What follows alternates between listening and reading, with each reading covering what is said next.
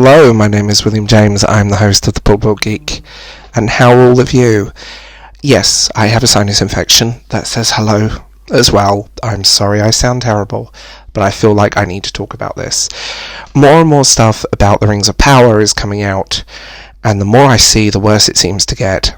On the most basic level through Empire, and I'm not including pictures here, you can Google it for yourselves. The costumes, the look of it, the character design, everything, nothing matches anything created by Tolkien. Even the story at this point bears little resemblance to anything Tolkien ever wrote.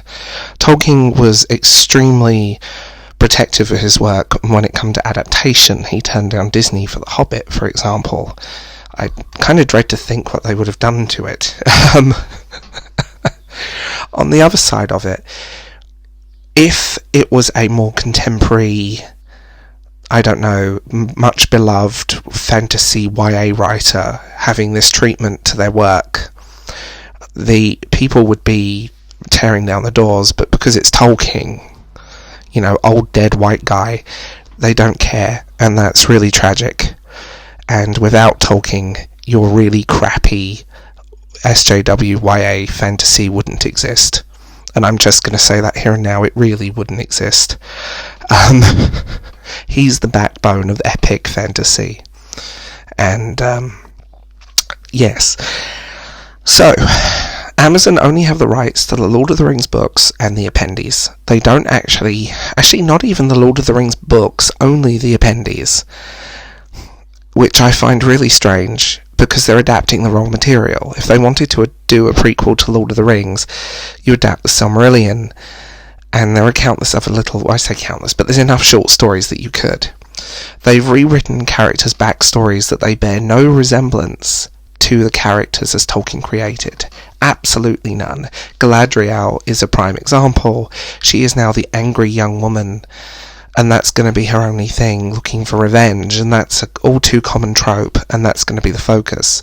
They're also introducing original characters, and we saw how that went in The Hobbit, and that's a whole video unto itself. But yeah, shoehorned in love story for this as well, and I've heard rumours of some sex scenes. I don't know how true that is, but they do have an intimacy consultant on set. Dear God. They're condensing the timeline of the events down. They are where a story that took place over thousands of years will now take place God knows how long, but it's going to be very heavily condensed. So it will contradict the Peter Jackson movies, and it will contradict the books in terms of just structure and history and events, which is ridiculous. At this point, I feel like Amazon just wanted to create something original. They wanted free reign to do whatever they wanted, rather than create something that was Tolkien. And this whole thing, we're fixing Tolkien. We are doing Tolkien. We are writing the book that he never wrote. He did actually write it. It wasn't a novel, but he did actually write it. In one form or another, it exists. In notes, in letters, in the Silmarillion, and a few other things too. There is a whole list of things. And I know I'm going to get the usual clapbacks. Oh my god, diversity and representation is so important. Yes, but at Middle-earth in this period, there was no hobbits. And if you wanted people of colour in Middle-earth, there is a whole area they could have used. There is a whole other section of Middle-earth with its own stories that they could have done, but no, they want to shoehorn it in here and put it ahead of story and character development. That's what they're going to do with this. The costumes don't look like Tolkien. They don't match any descriptions in the book. Galadriel's armour I've seen better cosplay. I won't lie. But that armour does not match any descriptives from the books at all. Character descriptions also don't seem to match. What I find really strange is, and this is something I'm going to say, race swapping characters is not something I approve of in any way, shape or form, and it goes both ways.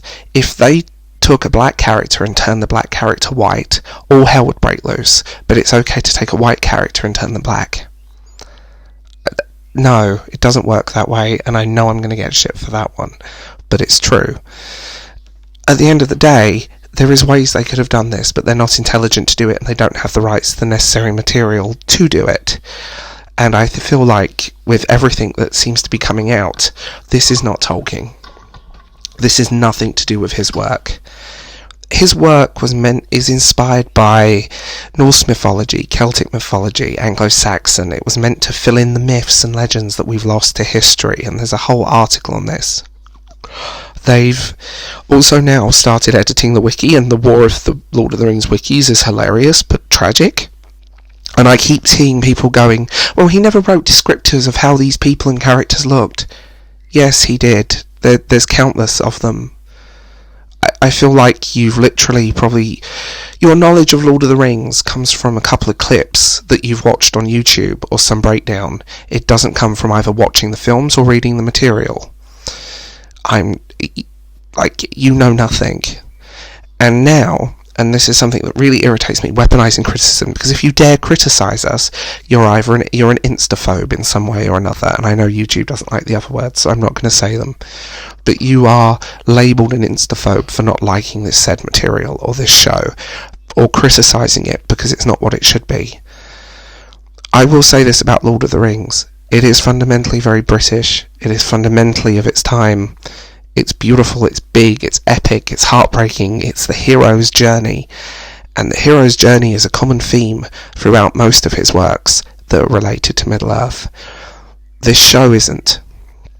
I have a really bad feeling we're going to end up with like a Shannara Chronicles thing, and those books are bad at the best of times, but that show was embarrassing.